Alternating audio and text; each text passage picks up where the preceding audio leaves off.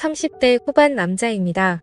평범한 직장인이고 대한민국 평균이라고 해도 무방할 정도로 굴곡 없는 평범한 삶을 살아왔습니다. 별거 없는 그런 거 있잖아요.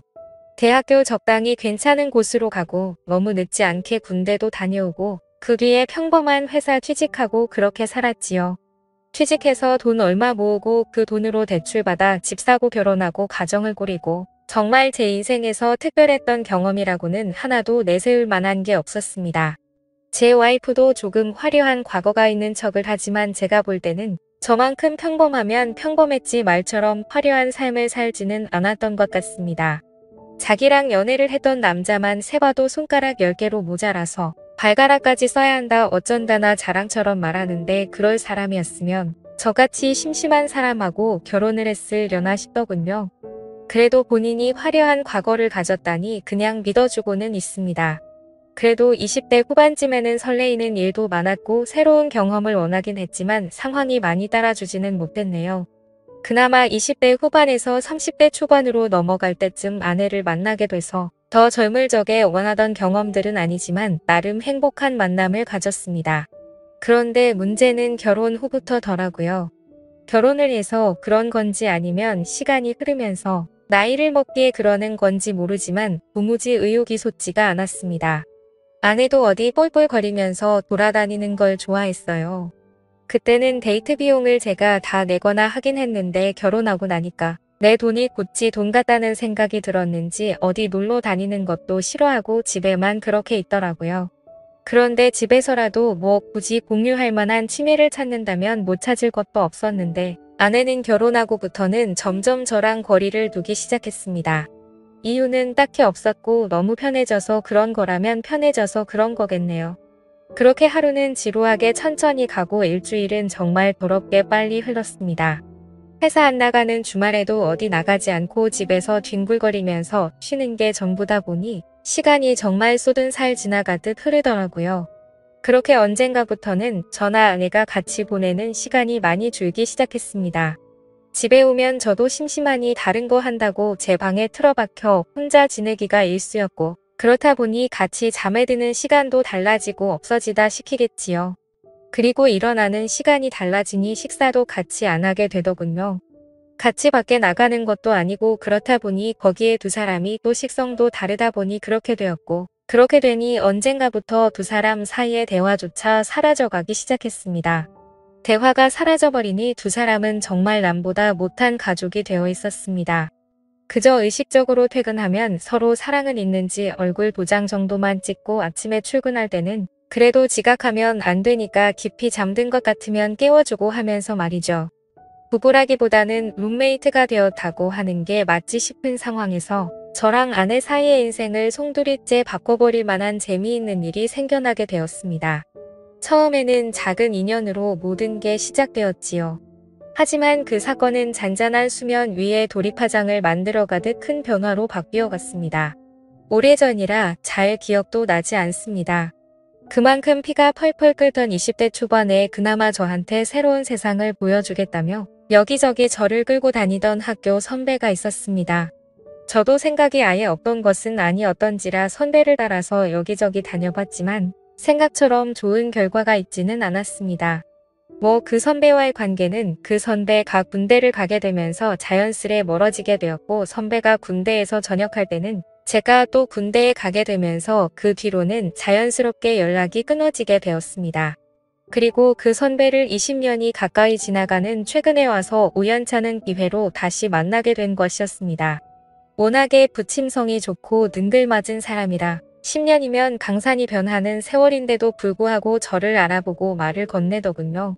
저였다면 혹시나 착각한 게 아닐까 해서 망설이거나 여태 연락 없이 지냈는데 이제 와서 무슨 하고는 그냥 말았을 텐데 말입니다. 선배를 우연찮게 만난 곳이 동네 마트였습니다. 요즘 그나마 집에서 아내랑 서로 있는 둥 없는 둥 살고 있는데 혼자서 잠이라도 깊게 들려면 술이라도 한 잔 마시고 하는 게 좋더군요. 그나마 요즘 마트에서 위스키 같은 양주를 팔고 있어서 편하게 잘 이용하고 있었습니다. 아무튼 다시 재회를 한 곳의 위치상 선배가 이 근처에서 살고 있다는 사실을 알게 되었고 덕분에 마트에서 꽤나 오랫동안 대화를 나눴습니다. 제 예상대로 선배는 제가 사는 곳에서 몇 분 걸리지 않는 곳에서 살고 있더군요. 당연히 결혼은 했고 와이프랑 같이 장 보러 나왔다고 하는 겁니다. 자기는 장 보는 거 따라다니기 귀찮아서 돌아다니다가 우연찮게 양주 코너에 오게 된 건데 거기서 저를 만나게 된 것이지요. 선배와 한참 대화를 하는데 뒤에 누가 커다란 카트를 띵띵대며 끌고 오더라고요. 선배의 와이프였습니다. 저보다 연하였지만 어찌됐든 형수님이지요. 선배가 형수님을 부르더니 저를 소개를 시키더군요. 대학 시절에 저만큼 영리하고 말 잘 듣는 후배가 없었다면서 짧은 시간 같이 지낸 것밖에 없는데 저에 대한 걸 꽤나 아직도 잘 기억하고 있는 모습을 보니까 감동스럽기까지 했습니다. 형수님을 제대로 못 쳐다봤는데 동네 마트에 장 보러 오는데도 참 화려하게 예쁘다는 생각이 들었습니다. 저랑 3살 차이 나는 선배지만 형수님은 저보다 6살이 연하였으니 거의 10살이나 차이 나는 와이프를 얻은 방법이 뭐였나 궁금하더군요. 나이만 어린 게 아니라 참 예의도 바르고 어려서 그런가 더 쾌활해 보였습니다. 저랑 간단히 인사를 끝내고 이제 자기도 장을 볼 거 다 봤다고 하면서 가자고 하는데 두 사람이 나란히 걷는 모습을 한참 동안이나 뚫어져라 쳐다봤습니다. 걸어가면서 장난도 치고 사이가 참 좋아 보이더군요. 사이 좋은 두 부부가 멀어지는 모습을 보니 여러 가지 생각이 들었습니다. 저도 저랬던 적이 있었던가 싶기도 하고 선배 말로는 결혼한 기간이 저랑 판이하게 차이가 나는 것 같지 않은데 어찌 저 두 사람은 저렇게 좋은 사이를 유지할 수 있는가 싶기도 하고 말이죠. 그리고 다시 선배로부터 연락을 받게 된 것은 얼마 지나지 않아서의 일입니다. 당연히 선배가 먼저 연락을 해왔네요. 선배는 제가 먼저 연락을 할 줄 알았는데 기다리다가 숨 넘어가겠어서 연장자인데도 자기가 먼저 했다며 예전 저를 대하듯이 장난 섞인 말로 저를 나무라더군요. 집도 가깝다 보니 멀리까지 가서 만날 필요도 없었습니다. 선배가 자주 가는 바가 있다고 해서 거기서 만나게 되었지요. 양주 한 병 시켜놓고 둘이서 이야기를 나눴습니다. 그러다 제가 술이 많이 들어가서 그랬나 선배한테 비법 좀 알려달라고 했어요. 선배는 무슨 소리를 하는 건가 하는 표정으로 무슨 비법이 필요하느냐 하더군요. 그래서 현재 저랑 제 와이프가 처한 상황에 대해서 이야기를 했습니다. 선배는 제 이야기를 한참 듣더니 이유가 뭔지 알겠다는 듯한 말투로 오래돼서 그렇구만 하면서 당연한 거니 크게 걱정할 필요 없다고 하더군요. 부부라면 특히나 우리처럼 아이가 없는 부부라면 당연히 겪게 되는 상황이라고 하면서요. 애 없다고 언제까지 애인처럼 지낼 수 있었겠냐고 하면서 새로운 자극이나 경험이 있으면 자연스레 사라질 일이라고 하더군요. 처음엔 그게 무슨 소리인가 했습니다. 그때까지만 해도 선배가 무슨 이야기를 하는 건지 몰랐어요. 일단 선배는 자세한 이야기는 나중에 가면 자동적으로 알게 될 테니 크게 신경 쓰지 말고 일단 부부 동반으로 만날 자리나 한번 만들어 보라 하더군요. 얼마 지나지 않아서 선배와 함께 자리를 만들었는데 세상이 참 좁다는 게 무슨 말인지 와닿는 사건이 있었습니다. 제 선배가 아내가 말했던 자기의 화려한 과거와 연관이 되어 있을 줄은 몰랐습니다. 알고 보니 선배가 제 아내와 과거의 연인 사이였다는 사실을 알게 되었네요. 선배도 몰랐던 일이고 아내도 제가 선배와 같은 학교 출신인 건 알았지만 너무 다른 두 사람이다 보니 직접적으로 연관이 되어 있을 거라고는 상상조차 하지 못했답니다. 부부 동반 모임이었는데 사실 저는 선배와 같이 놀고 여자들은 여자들끼리의 즐거운 자리를 원했는데 자리는 그렇게 돌아가지 않았습니다. 오히려 선배와 제 와이프가 오랜만에 둘이서 옛날에 연애한 이야기를 하면서 의기투합을 하더군요. 덕분에 저랑 나이 어린 형수님은 뻗아 놓은 보릿자루 마냥 자리에 있는 사람인 듯 없는 사람인 듯 그냥 술잔만 비우고 조용히 있어더랬죠. 그나마 술이 좀 들어가기 시작하니 형수님이 저한테 먼저 이런저런 이야기를 건네주기 시작했습니다. 처음에는 뭐 자기 남편이랑 어떻게 알게 되었냐부터 모임 나오기 전에 오빠한테 이야기를 어느 정도 듣고 나왔다 하면서 평범한 이야기만 주고받았습니다. 둘이서 이야기를 나누고 있었지만 솔직히 조금 불편하기는 했습니다. 좋은 선배이긴 하지만 아내의 옛 연인이었다는 사실을 알고 나니 그동안 연락 안 하고 지낸 것도 있고 영 껄끄럽더라고요. 아내는 처음에는 뭔 부부 동반 모임이냐며 그렇게 질색을 하고 분위기 봐서 중간에 일찍 나오겠다 하더니 벌써 술을 몇 잔이나 마신 건지 싶더군요. 잘 마시지도 못하는 술인데 그것도 독한 위스키를 얼음도 없이 저렇게 벌컥벌컥 마시는 아내의 모습은 처음이었습니다.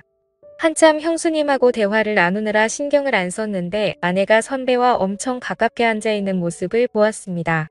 가까이 앉는 게 문제가 되는 건 아니지만 우연찮게 예전에 우리 둘이 뭘 어떻게 하고 저토키 했다 하면서 잘 맞았는데 하면서 요즘 부쩍 그때 생각이 난다는 대화를 주고받는 것까지 듣게 되었지요.